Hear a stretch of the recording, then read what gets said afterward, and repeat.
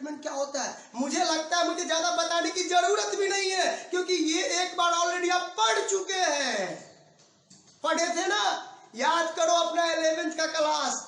बहुत बच्चा इसको फाइनल अकाउंट भी बोलते थे, याद आया ना? यस, याद आ जाएगा, क्योंकि बहुत इंपॉर्टेंट टॉपिक है 11th का और बड़े बड़े क्वेश्चन होते हैं इसमें। याद आया? आगे नहीं आ, वही वाला है फाइनेंशियल स्टेटमेंट। अब फाइनेंशियल स्टेटमेंट हर जगह यही होता है। इसका पुराना नाम फाइनल अकाउंट था। सर ये फाइनेंशियल स्टेटमेंट क्या होता है? इसका सबसे बड़ा फीचर्स यही है। एनपीओ का फाइनेंशियल स्टेटमेंट का मतलब a statement which is prepared, a statement which is prepared at the end of the year to know surplus and deficit of the organ, to know surplus and deficit and financial position of an organization। एक ऐसा statement जो साल के अंत में business का बचत और लॉस और उसके वित्तीय स्थिति, पैसे के कंडीशन जानने के लिए बनाया जाता है ना, तो उसी को हम लोग फाइनेंशियल स्टेटमेंट कहते हैं। मैंने इसको बहुत अच्छे से 11th में भी पढ़ाया था, समझ रहे ना? और मैं बता दूं एक चीज, आरसीसीए कॉमर्स ऐप जो है ना, वहां पर सबका एक फोल्डर भी होगा, सब चीज होगा। आप अगर वो डाउनलोड कर लेंगे, क्योंकि देखो यूट्यूब पे मैं ये डाला हूं ना, मैं और भी वीडियो डालूंगा, लेकिन सारे वीडियो यूट्यूब पे मिले, ये मुझे लगता है कि इससे बेहतर है कि वो आप आरसीसीए कॉमर्स ऐप डाउनलोड कर लीजिए और उसको में रजिस्टर्ड होइए और वहां जाकर के आप एक एक चीज को डिटेल में सीखिए, समझिए। मैं वहां शुरू से ही लाइव भी आ रहा हूं, शुरू से लाइव आऊंगा और बहुत डिटेल में एक एक क्वेश्चन प्रैक्टिकल, एक एक प्रैक्टिकल, बेहतर एग्जाम्पल और बेहतर कंसेप्ट के साथ सिखा दूंगा आप सबको। एक भी प्रॉब्लम नहीं रहने दूंगा आपको। आपका इंटरेस्टिंग सब्जेक्ट बन जाएगा आपका अकाउंट। और वहां बीएसटी, इकोनॉमिक्स, इंग्लिश सारे क्लास होते हैं, सभी होंगे। समझ में आई नहीं मेरी बातें? इसीलिए आप प्ले स्टोर से डाउनलोड कर लीजिए आरसीसीए कॉमर्स ऐप, समझ रहे हैं? और अच्छे कमेंट दीजिए, सपोर्ट दीजिए। यूट्यूब पे भी जल्दी से सब्सक्राइबर बढ़ाइए, ताकि मैं लाइव आऊंगा ना, तभी तो और आपको क्वेश्चन कर सकते हैं, तुरंत कमेंट करेंगे, मैं रिप्लाई कर दूंगा, है ना? और आपका सपोर्ट तो चाहिए ना, क्योंकि मैं आपको सपोर्ट कर रहा हूं तो आपका पूरा सपोर्ट चाहिए। इसीलिए मेरे हर वीडियो को लाइक कीजिए, कमेंट कीजिए, लोगों से सब्सक्राइब करवाइए, ताकि मुझे भी उत्साह बढ़े और मैं और बेहतर करने का कोशिश करूं। और ये आपके हाथ में है कि आप मेरे से कितना बेहतर काम लेना चाहते हैं, है ना? करना होगा आपको सपोर्ट, तभी तो मैं भी आगे निकल के आपके लिए बेहतर करना चाहूंगा। तो फाइनेंशियल स्टेटमेंट आप समझ गए। सर ये फाइनेंशियल स्टेटमेंट एक बार और बता दीजिए। हम बोले हैं कि एक ऐसा स्टेटमेंट जो साल के अंत में किसी भी बिजनेस का, चाहे प्रॉफिट मेकिंग हो या प्रॉफिट मेकिंग नहीं हो, ये तो प्रॉफिट मेकिंग नहीं है, तो साल के अंत में अगर प्रॉफिट मेकिंग नहीं है तो उसके सरप्लस यानी बचत और डेफिसिट यानी जो लॉस है और उसके आर्थिक स्थिति यानी पैसे की कंडीशन, जिसको बैलेंस शीट आप बोलते हैं, जानने के लिए बनाया जाता है ना, उसे हम फाइनेंशियल स्टेटमेंट कहते हैं। ठीक है? और फाइनेंशियल स्टेटमेंट के साथ उसकी दुनिया शुरू होती है। अब मैं बता देता हूं आपको, फाइनेंशियल स्टेटमेंट आ गए हम लोग वहां जहां से शुरू होती है। और अगर मैं सिंपल शब्दों में कह दूं ना, तो यहाँ पर आगे खत्म भी हो जाती है, लेकिन इसके अंदर में बहुत ऑपरेशन करने होंगे। इतने इंटरेस्टिंग टॉपिक सब आएगा ना, फंड आएगा, सब्सक्रिप्शन आएगा, डोनेशन आएगा, एक पर एक इम्पोर्टेंट, शायद 11th में आप सुने भी नहीं है वो सब वर्ड। बहुत डिटेल में एक फंड के ऊपर एक क्लास देता हूं। सब्सक्रिप्शन को इतना डिटेल में तोड़ूंगा ना, इतना डिटेल में, कि जिंदगी में सब्सक्रिप्शन को आप कभी भूल भी नहीं सकते। ठीक है? एक एक वीडियो उस पर बनता है, सब चीज ऐप में मिलेगा, वो सब सारा चीज। ठीक है? और प्रैक्टिकल का सारा सॉल्यूशन भी मिलेगा, एक एक क्वेश्चन का, और बेहतर एग्जांपल, और आप क्लासेस भी देख सकते हैं। तो मैं आपको बताऊं, तो फाइनेंशियल स्टेटमेंट जो है ना, एनपीओ का 3 स्टेप में बटा हुआ है। कितने स्टेप में है? बोलो कितने में है? 3 में है। सर क्या क्या नाम है इसका? पहला, receipt and payment account. Sir receipt and payment आपको पता है, अगर थोड़ा भी जो है ना, अंग्रेजी तो आप जानते हैं, डिक्शनरी मीनिंग है रिसीप्ट पेमेंट। रिसीप्ट मतलब पैसा आना, कैश आना, पेमेंट मतलब पैसा जाना, कैश जाना। ये तो आम बात है, आसान बात है, इसके लिए बहुत ज्यादा नहीं। लेकिन क्या ऐसे लिखने से एग्जाम में मार्क्स मिलेंगे? नहीं ना, हमको थोड़ा ढंग से ना लिखना होगा, क्योंकि हमको चाहिए 100 में 100, हमको चाहिए 100 में 100, हमको चाहिए कितना भी खराब हो जाए ना तो 95 से ऊपर तो स्कोर करने ही है। और बहुत स्टूडेंट जनरली कर रहे हैं 95 से, लेकिन अकाउंट में अच्छे स्कोर के लिए कंसेप्ट बहुत जरूरी है, प्रैक्टिकल अच्छे से आने चाहिए और थ्योरी भी आनी चाहिए। तो रिसिप्ट एंड पेमेंट अकाउंट का एक अच्छा स्टैंडर्ड लैंग्वेज यहाँ पे लिखा हुआ, आप उसको देख सकते हैं। It is a summary of cash including bank. याद रखना, कैश मतलब बैंक को शामिल करते हुए। Receipt and payment during an accounting period, receipt and payment being so under appropriate head of accounts। यानी ये समरी है। किसका समरी है? बोलो, समरी मतलब सारांश। किसका? कैश, बैंक बैलेंस को शामिल करते हुए एक अकाउंटिंग पीरियड में एक समरी के रूप में, किसका? कैश और बैंक के पैसे का समरी के रूप में तैयार किया जाए अकाउंटिंग पीरियड के दौरान। अकाउंटिंग पीरियड समझते हो ना, जिसको आप 1 साल का होता है ना, 1 साल में अकाउंट लिखाते हैं ना, जनरली लिखाते हैं ना, वो थोड़ा कभी कभी कम भी हो जा सकता है और कभी कभी तो ज्यादा भी हो जाता है। जी सही बोल रहे हैं, लेकिन जनरली अकाउंटिंग पीरियडिसिटी कंसेप्ट है ना, 11th में पढ़ेंगे कंसेप्ट। अकाउंटिंग पीरियडिसिटी कंसेप्ट के हिसाब से जनरली अकाउंटिंग 12 महीने पे लिखे जाते हैं। तो यहाँ वही बात लिख दिया कि एक समरी है कैश का, receipt and payment during the accounting period, receipt and payment being so under appropriate head of accounts. यानी एक receipt and payment head they देंगे। इसका फॉर्मेट जो है ना बहुत डिटेल में समझाता हूं मैं, और इसके फॉर्मेट एक एक चीज को एक्सप्लेन करता हूँ, एक एक चीज को। लेकिन अभी मैं बस थ्योरी के लिए आया हूं ना, ये फर्स्ट वीडियो, ज्यादा लंबा नहीं ना कर सकते। आप जानते ना बोर भी हो जाते हैं कभी कभी। आप तो कहते हैं सर ज्यादा लंबा हो गया, मेरा नेट तो इसी में खत्म हो जाता है पूरा। हाँ, तो क्या करेंगे, 2 बाकी है, थोड़ा सा तो सुनना पड़ेगा। सीखने के लिए कुछ तो त्याग करने होंगे ना, सैक्रिफाइस। ये इसका परिभाषा है, इसके फॉर्मेट होते हैं रिसीप्ट पेमेंट। मैं समरी बता दूं, रिसीप्ट एंड पेमेंट जब आप इसको बनाने जाना ना, पता है ये अजीब दबंग है, ये अकाउंट के किसी नियम को नहीं मानता है। मतलब सब ये कहता है बस कैश आ रहा है और जा रहा है ना, उसको लिखना है। मतलब अगर मान लीजिए आप अकाउंट 2020 में बना रहे हैं ना, 2020 में, तो ये कहता है 2020 में कैश अगर आ रहा है ना, बस आप देख लो हाथ में क्या है, पैसा। सर पैसा लेकिन 2012 का है, तब भी लिखाएगा। यानी ये जिस साल में बन रहा है ना, उस साल के ही बातों को नहीं लिखता, ये उससे पीछे का सारे साल कभी का पैसा मिले या उसके बाद के लिए भी पैसा मिले ना इस साल में, तो इस सबको लिखता है। यानी ये जो नियम को नहीं मानता। ऐसे अकाउंट में 1 साल की इंफॉर्मेशन लिखे जाते हैं ना, आप जानते हैं ना कि 1 साल, क्योंकि हर साल में नया नया इंफॉर्मेशन आएगा। ये 20 का इंफॉर्मेशन लिखेगा, फिर वो कोई साल 21 का लिखेगा, कोई 19 का लिखेगा, कोई 18 का लिखेगा। लेकिन ये दबंग ये कैश लिखता है, और ये जो कैश लिखता है ये कहता है मुझे नहीं मतलब कि कब का है, मुझे सिर्फ कैश पसंद है, मुझे सिर्फ कैश और बैंक का पैसा आने जाने से मतलब रखना है, चाहे वह पीछे साल का हो, आगे का हो, इस साल का हो। यानी ये पास्ट प्रेजेंट फ्यूचर सभी में होने वाले ट्रांजैक्शन जो कैश में है ना, सबको लिखता है। यानी ये अकाउंट के नियम जो अकाउंटिंग पीरियडिसिटी कंसेप्ट जो 1 साल के बातों को लिखा जाता है ना, सिर्फ 1 साल की बातों को, इसको ये तोड़ देता है, वायलेट करता है, इसको हटा देता है। समझ रहे ना? और एक चीज और पता है क्या, ये समरी ऑफ कैश बुक भी है।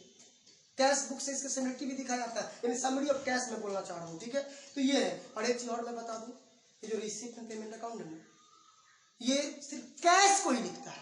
यानी अगर इसके बेसिस हम चेक करने जाए ना तो हमारे इंफॉर्मेशन सही नहीं, क्योंकि आजकल क्रेडिट भी उधार भी तो होते हैं ना, ये उधार को छोड़ ही देता है, कहता नहीं लिखूंगा।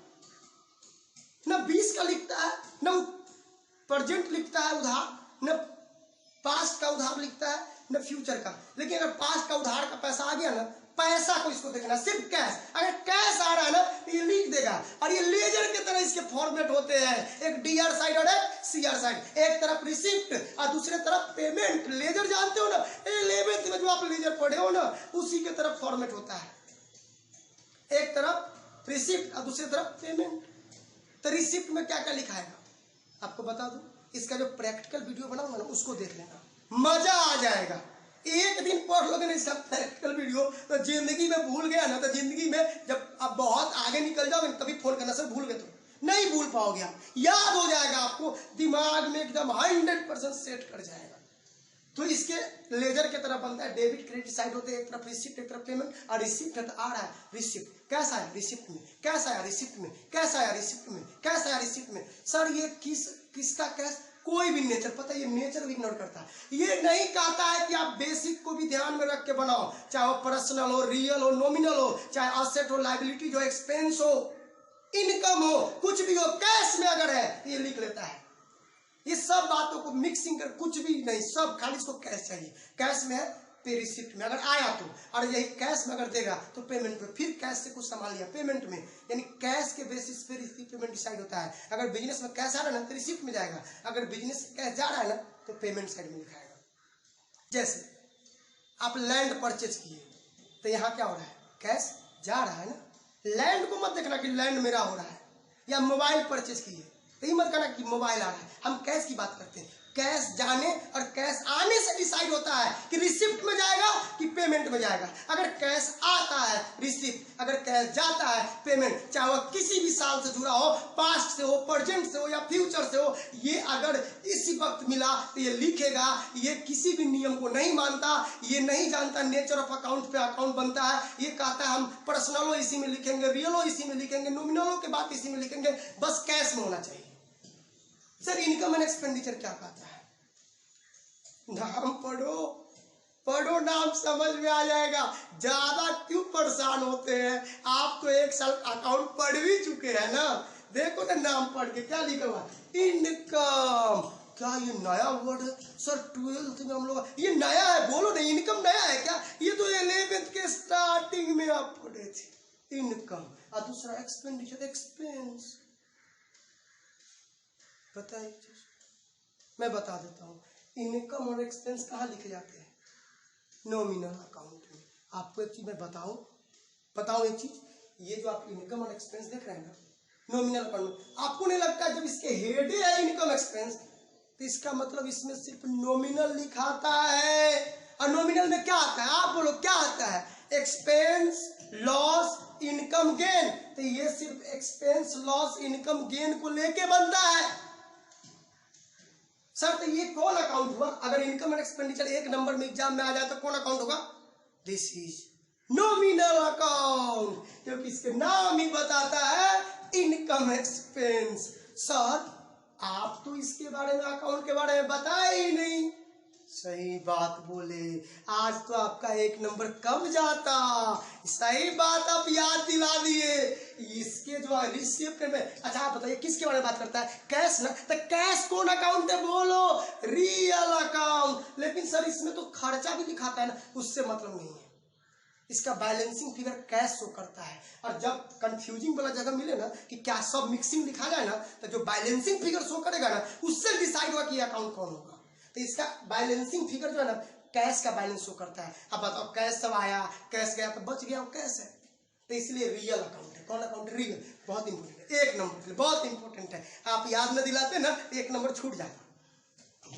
ये कौन अकाउंट है, बोलो कौन अकाउंट है, ये कौन है, नॉमिनल। ये भी एक नंबर के लिए है। और मैं आपको बताऊं, ये अभी मैं बताया ना आपको कि इसमें सिर्फ क्या लिखे जाते हैं, मैं क्या बताऊं, ये तो नाम ही बता रहा है। देखो इनकम एक्सपेंडिचर, इनकम एक्सपेंस और इनकम एक्सपेंस नॉमिनल अकाउंट होते हैं। आप अगर ट्रेडिशनल अप्रोच पढ़े तब भी नॉमिनल, ट्रेडिशनल से ना, अब मॉडर्न से इनकम एक्सपेंस तो अकाउंट का नाम है, ठीक है। तो ये सर इसमें आपको पता है, इससे ना रिसिप्ट पेमेंट से ना कहता है ये बनाने के लिए।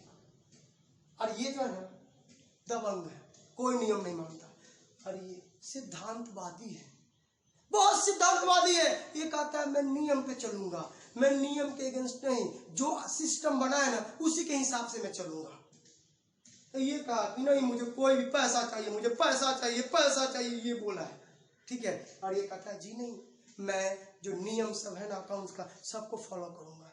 तो पहला ये नॉमिनल, और जैसे ये नॉमिनल है ना तो ये फॉलो करेगा नियम। तो क्या लिखेगा, सिर्फ क्या लिखेगा, सिर्फ income expense loss gain, income expense loss gain लिखेगा ये सिर्फ, है ना। साथ में आपको और भी बता दूं, ये सिर्फ करेंट ईयर को लिखेगा। मतलब सर अगर आप 2020 में बना रहे हैं ना तो सिर्फ 2020 की बात को लिखेगा, सिर्फ 2020 के बाद। सर मतलब 2020 में जो खर्चा होगा वही लिखेगा। बिल्कुल सही बोल रहे हैं आप। सर 2020 में जो इनकम होगा, इनकम एक्सपेंस दोनों ना लिखेगा, 2020 का लिखेगा। सर क्या ये उधार भी लिखेगा? बिल्कुल सही बोल रहे हैं आप, ये उधार भी लिखेगा और कैश भी लिखेगा, यानी नगद उधार दोनों लिखेगा, लेकिन सिर्फ और सिर्फ करेंट ईयर का लिखेगा। समझ रहे हैं ना? ये जो है इनकम एंड एक्सपेंडिचर, ये नगद और उधार दोनों लिखता है, लेकिन सिर्फ और सिर्फ करेंट ईयर का। और एक चीज और आप बताइए, क्या करेंट ईयर का नगद उधार कैसा लिखेगा? ये सिर्फ इनकम एक्सपेंस यानी नॉमिनल वाला, यानी सिर्फ इनकम एक्सपेंस को ये लिखेगा। ये भी जो है ना, इसका भी जो फॉर्मेट होता है ना, एक लेजर के तरह होता है, जैसे आप 11वीं में पढ़े थे। लेजर जब बोलता, सर आप लेजर क्यों बोल देते हैं? क्योंकि आपके मन में अच्छा फीलिंग है। क्योंकि मैंने जब बच्चे का फेस टू फेस क्लास लिया ना, मैं लेता हूँ ना फेस टू फेस क्लास, बहुत सारे बच्चे पढ़ते हैं, तो बच्चे को मैंने पूछा कि आपको सबसे आसान क्या लग रहा है? सर लेजर, क्योंकि जर्नल दे दो बना के उसमें से 2 और बाई कर देता हूँ, उसको अच्छा लगता है लेजर, इसलिए मैं लेजर बोलता हूँ ताकि आपको अच्छा लगे, है ना। आपको लगे वो लेजर बनाना है। और लेजर का फॉर्मेट आपको आता है कि नहीं? बोलो नहीं आता है। आता है कि नहीं? आता है, बिल्कुल सही बोले, आता है आपको। तो लेजर का फॉर्मेट, तो लेजर में क्या होगा? एक तरफ एक्सपेंडिचर और एक तरफ इनकम, बीच में आप जानते हैं ना क्या अमाउंट लिखने के लिए तो कॉलम बनाएंगे ना, डेबिट साइड क्रेडिट साइड दोनों अकाउंट है, अकाउंट तो लेजर ही होता है। तो इनकम और एक्सपेंडिचर में क्या क्या हम लोग लिखते हैं? सिर्फ एक्सपेंस लॉस इनकम गेन, वो भी सिर्फ करेंट ईयर का, और नगद और उधार दोनों लिखते हैं, कैश भी और क्रेडिट भी। इसमें कोई पर्सनल और रियल अकाउंट नहीं लिखा जाता, इसमें सिर्फ नॉमिनल अकाउंट लिखा जाता है। आप इसको देखे थे ना, कितना दबंग है, देखे थे ना, ये कितने 100 लिख लिया, पर्सनल और रियल नॉमिनल। आपको मैं एक चीज बताऊं, जब ये कहेगा ना कि ये इससे रिसिप्ट एंड पेमेंट देगा एग्जाम में और कहेगा इनकम एक्सपेंडिचर बनाओ ना, तो आपको पता है बड़ा दिमाग लगाना पड़ जाता है, क्योंकि ये सब लिख लिया है ना। आप उसमें से निकालो कौन कौन नॉमिनल है, ये नॉमिनल है, ये नॉमिनल है, ये खर्चा है, ये खर्चा है, ये एक्सपेंस है, ये इनकम है, ये इनकम है, ये इनकम है, ये लॉस है, खोजना होगा। और अगर बेसिक कमजोर है तो दिक्कत आती है थोड़ा, इसीलिए मैं बोलता हूँ कि ऐप डाउनलोड कर लीजिए आप, ठीक है। और वहाँ 11th का जो स्टार्टिंग का जो वीडियो सब है ना, उसको अच्छे से देख लीजिए। अगर आप नहीं भी अच्छे से 11th पढ़े होंगे ना, वो तुरंत अच्छा हो जाएगा। 5 को क्लास मेरा कर लीजिएगा 11th शुरू का ना, तो आप ऐसे ही बहुत तेज हो जाएंगे। बस 5 से 7 क्लास में तो आप बहुत बेस में मजबूत हो जाएंगे। तो ये समझ गया कि ये क्या क्या, एक बार और मैं चर्चा करना चाहता हूँ। याद हो जाना चाहिए ना, आपको हो जाना चाहिए याद, ताकि आप जब घर बैठ के तो चलो सर का वीडियो अगर देखे, नेट खत्म हो गया, चलो आज सीख तो गए कुछ नया, ठीक है। तो क्या इसमें इनकम एक्सपेंस लिखाता है? सही बोल रहे हैं ना, बिल्कुल सही बोल रहे हैं। अब इसके बाद बताओ और क्या क्या लिखाता है इसमें? सर इसमें एक चीज और, सिर्फ इसी साल का लिखाता है। सही बोले आप, बहुत तेज है आप लोग, इसी साल का लिखाता है। और सर इसमें नगद उधार दोनों लिखा था। क्या बात है, वेरी गुड, बहुत बढ़िया, वेल डन, ठीक है। इसमें नगद और उधार दोनों लिखाता है, वो भी सिर्फ करेंगे। वाओ, वेरी गुड, अच्छा लगा, मुझे यही उम्मीद है, तभी तो आप बनेंगे राइजिंग स्टार से। क्या बोलो, आपको ना बनना है, क्या बनना है? Shining star. सर ये बैलेंस शीट के बारे में भी कुछ बताइए ना। बैलेंस शीट अच्छा लग रहा है देख सुन के, अच्छा लगेगा ही ना, क्योंकि 11th में भी तो बैलेंस शीट आप पढ़े थे ना, कितना मजा आ रहा था पढ़ने में। आ रहा था कि नहीं बताओ? आया था ना, वही balance sheet. Sir balance sheet तो 11th में था, 12th आ गया ना, तो बैलेंस शीट ही नाम है ना। अब बताओ किसी का नाम राम है, अब राम अगर 1 साल आगे चला गया तो क्या मोहन हो जाएगा? बैलेंस शीट ही रहेगा। वही मैं बोल रहा हूँ कि बैलेंस शीट ही है। सर ये कैसे? अब बैलेंस शीट का पहले तो बैलेंस शीट क्या होता है बताओ, क्या होता है? स्पेसिफिक डेट को वित्तीय, अब मैं जब इसका डिफाइन किया ना, उसमें बताया था, जो आर्थिक स्थिति को दर्शाता है साल के अंत में, वित्तीय कंडीशन, पैसे की स्थिति को दर्शाता है ना। और आपको बता दूं, इसमें ना, इसमें कभी नॉमिनल नहीं आता। मतलब सर बिल्कुल इसमें नॉमिनल आता है, लेकिन इसमें नॉमिनल कभी नहीं आवश्यकता बांट लेता है ना सब, इसमें तीनों आ रहा था, है ना याद आपको? क्या क्या? पर्सनल, रियल और नॉमिनल। किसमें? रिसिप्ट एंड पेमेंट में तीनों आ रहा था। और इसमें से बताओ एक इसमें आ गया और बाकी जो दो बच गया ना, कौन कौन बच गया बोलो? कौन कौन दो बच गया? कौन कौन बच गया? दो बच गया, रियल और पर्सनल। पर्सनल में कर्ज आता है, लायबिलिटीज, और रियल में क्या आता है? संपत्ति। और ये लायबिलिटी संपत्ति से क्या बन जाएगा? Balance sheet. आया समझ में? देखे ना, इसी में से निकल गए, दोनों बन गया ना, बस। और जिस दिन आप बैलेंस शीट अच्छे से सीखे ना, बस एनपीओ खत्म। लेकिन आपको पता है, ये जो आप सुने हैं, सुनने में अच्छा लग रहा है, बनाने में टाइम देने होंगे ना। और मैं प्रैक्टिकल को तो इससे भी इंटरेस्टिंग ना बना दिए ना, तो आप मुझे कहना कि सर आप तो थ्योरी मुझे समझ है, प्रैक्टिकल कम समझ है। प्रैक्टिकल इससे बेहतर मैं पढ़ाता हूँ, सिखा दूंगा आपको। बस ऐप को डाउनलोड कीजिए, रजिस्टर्ड होइए जाके आरसीसीए कॉमर्स ऐप से। बैलेंस शीट के बारे में भी स्टैंडर्ड में, अच्छा इसको आप पढ़ के नहीं बता देता हूँ पढ़ के। इट इज प्रिपेयर्ड, कौन? इनकम एंड एक्सपेंडिचर का डेफिनेशन है। It is prepared at the end of the accounting period matching revenue received income with revenue expense to determine surplus और डेफिसिट। यही तो बात है, यानी ये या तो सरप्लस बचाता है, अगर मान लो खर्चा कम हो गया, समझ रहे हैं ना, और इनकम ज्यादा हो गया तो सरप्लस आएगा, बचत हो जाएगा, पैसा का बचत होगा। और जब खर्चा ही ज्यादा हो जाए और इनकम कम हो, खर्चा ज्यादा हो जाए और इनकम कम हो, तो क्या बन जाएगा बताओ? डेफिसिट। याद रखना 11th में ना, इसी को आप प्रॉफिट लॉस बोलते थे, वही वाला बात है। 11th में जब प्रॉफिट लॉस होता था ना, इसका नाम बदल गया, यहाँ पर नाम प्रॉफिट की जगह क्या हो गया? सरप्लस, और लॉस लेकर आ गया डेफिसिट। सर तो नाम क्यों बदल गया? क्योंकि आप इसके परिभाषा में ही तो पढ़े थे ना, देखो ना ऊपर, इसका उद्देश्य प्रॉफिट कमाना नहीं ना है। ये प्रॉफिट कैसे लिखेगा? नहीं लिखेगा ना, तो इसीलिए दिखाता है कि प्रॉफिट नहीं प्रॉफिट नहीं, मैं नहीं प्रॉफिट में नहीं कमाता, मैं जब बच गया है तो क्या बोलता है? सरप्लस। तो ये लेजर है, और इसलिए लेजर का बैलेंसिंग फिगर आएंगे ना। 11th में लेजर में सीडी निकलता था ना स्टार्टिंग में, लेकिन प्रॉफिट और लॉस में बैलेंसिंग को प्रॉफिट या लॉस लिखते थे ना। इसी तरह से जब इनकम एक्सपेंडिचर का बैलेंसिंग फिगर आएगा ना, तो ये बैलेंसिंग फिगर अगर डेबिट साइड ज्यादा होगा और क्रेडिट में कम, तो डेफिसिट शो करेगा। अगर क्रेडिट साइड ज्यादा होगा, क्रेडिट साइड समझते ना लेजर का, हाँ वही मैं बात कर रहा हूँ। क्रेडिट साइड अगर ज्यादा होगा और डेबिट में कम होगा ना, तो क्या बनेगा? सरप्लस बनेगा। यही है, तो ये परिभाषा ध्यान में सेट कर लो, लिख लो अच्छे से, कॉपी से लिख लो, या ऐप पे जाओ ना, सब बढ़िया से मिल जाएगा, कोई प्रॉब्लम नहीं। सर बैलेंस शीट बताओ। बैलेंस शीट पे तो मैं चर्चा कर दिया ना, कि वित्तीय स्थिति बताने के लिए साल के अंत तैयार किया जाता है कि क्या स्थिति है, और इसमें असेट, लायबिलिटीज, कैपिटल, फंड लिखे जाते हैं। सर ये कैपिटल फंड क्या होता है? जो मेंबर लोग एनपीओ को चलाने में सहयोग करते हैं, पैसा ट्रस्टी सब जो पैसा लगाता है, ट्रस्टी जो मेल होते हैं ना, वो जो पैसे तो वही कैपिटल फंड कहलाता है, समझ रहे हो? ठीक है सर बैलेंस शीट में मैं वहां भी चर्चा किया, यहाँ भी, और आपको आता भी है। तो बैलेंस शीट तो बस असेट और लायबिलिटीज को लेके बनता है, और ये अकाउंट नहीं होता, ये सीट होता है, जिसको हम लोग स्टेटमेंट बोलते हैं। अकाउंट जो होता है ना, उसमें डेबिट और क्रेडिट साइड होता है, जैसे इसमें डेबिट साइड क्रेडिट साइड, इसमें डेबिट साइड क्रेडिट साइड। लेकिन बैलेंस शीट में डेबिट क्रेडिट आप साइड नहीं लिख सकते, क्योंकि वो अकाउंट नहीं है, स्टेटमेंट है। समझ रहे हैं ना? समझ रहे हैं आप? तो एनपीओ के फाइनेंशियल स्टेटमेंट क्या क्या बनते हैं? 2 अकाउंट और एक स्टेटमेंट। अकाउंट का नाम बोलो अब अकाउंट का नाम, एक रिसीप्ट एंड पेमेंट अकाउंट, और दूसरा का नाम बोलो income and expenditure account. Sir statement का नाम आप बताइए। हाँ ये मैं बता देता हूँ, क्योंकि होता है ना, एक तो मेरा फर्ज भी बनता है, क्या नाम होगा? Balance sheet. चलो बहुत अच्छा, ऐसे ही हम लोग जो है ना मिलजुल के पढ़ेंगे।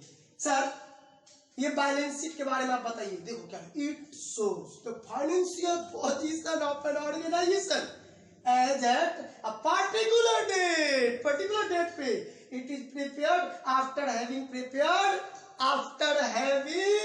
Prepared income and expenditure account, the balance of income and expenditure deficit account transfer to capital account. एक मैं बात बताऊं आपको, चाहे बैलेंस इससे निकले चाहे बैलेंस इससे निकले, ये दोनों का बैलेंस है ना, यहाँ पे ट्रांसफर हो जाता है बैलेंस शीट में। इससे निकलेगा वो कैश है और इससे निकलेगा वो सरप्लस या डिफिसिट है। तो सरप्लस या डिफिसिट का काम कहाँ होगा? कैपिटल में होगा।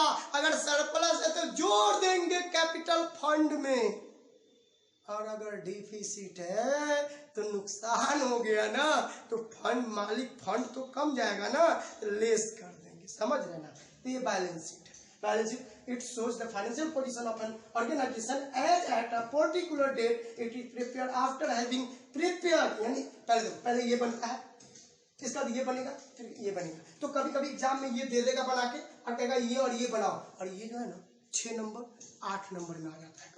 6 नंबर में भी 8 नंबर, अब 5 नंबर में आता है। 5 नंबर में आएगा ना तो सिर्फ ये पूछ लेगा। ये बहुत इंपॉर्टेंट है, सबसे ज्यादा इंपॉर्टेंट जो है ना प्रैक्टिकल के लिए सबसे ज्यादा इंपॉर्टेंट इनकम एक्सपेंडिचर है। जिसका अच्छा हो गया ना समझो एनपीओ का पूरा नंबर आ जाएगा उसको। और मैं जब प्रैक्टिकल पढ़ाऊंगा ना तो सच में आप जो है ना प्रैक्टिकल बनाने में इतने दीवाने हो जाएंगे ना, जैसे आपकी पसंद फेवरेट नहीं होता है कुछ, वैसा फेवरेट हो जाएगा इसका प्रैक्टिकल आपके लिए होता है ना। जब आप फ्री महसूस करेंगे, चलो मजा आता है, बना लेता हूँ, अच्छा लग रहा है, आंसर आने के बाद एक सुकून मिलता है ना, लगेगा। समझ रहे हैं आप? ठीक है, तो हमको लग रहा है कि इसका थ्योरी आपको समझ में आ ही गया होगा। ये मेरा इंट्रोडक्शन था एनपीओ का, मैं ये दे दिया हूँ आपको ताकि आप इसको थ्योरी को अच्छे से, किताब भी पढ़िएगा अच्छे से लिखिए। इसमें बहुत सारे वर्ड, बहुत डिटेल में फंड सबको ऑपरेशन कर दूंगा, सब सिखा दूंगा आपको। बस आप मुझे सपोर्ट करो। सपोर्ट क्या करना है? लोगों को ये बात फैलाओ, लोगों को बता दीजिए आगे तक, ताकि मेरा हौसला बढ़ता रहे कि आज लोगों ने मुझे ऐसे कमेंट दिए, आज लोगों ने मुझे इतना सहयोग किया। फिर मजा आ जाएगा। आप सपोर्ट करोगे, मैं भी खुल के सपोर्ट करूंगा आपको, और फिर हम दोनों मिलकर के जिंदगी में करेंगे कुछ ऐसा कि सब कोई करना चाहेगा हम लोगों जैसा। समझ में आया ना आपको? मिल के काम करेंगे, डरना नहीं है जिंदगी में, क्योंकि डर नहीं होनी चाहिए, क्योंकि जो होना होगा वो तो होता ही रहेगा। अपना काम है कर्तव्य करना, अपने आप को बेहतर करने के लिए हमेशा प्रेरित करना, मोटिवेट करना अपने आप को। बहुत बहुत धन्यवाद आप सबको इस सपोर्ट सहयोग के लिए। बहुत मजा आता है आप लोग पढ़ा करके। Thank you so much. Bye bye. फिर मिलते हैं अगले क्लास में। फिर से कहना चाहता हूँ, सब्सक्राइब करें, चैनल को करवाएं, आइकन दबाएं ताकि नोटिफिकेशन जाए, और सबसे इंपॉर्टेंट आरसीसीए कॉमर्स ऐप जरूर डाउनलोड करें, रजिस्टर्ड करें अपने आप को। बहुत बहुत धन्यवाद। Thank you so much. Bye bye.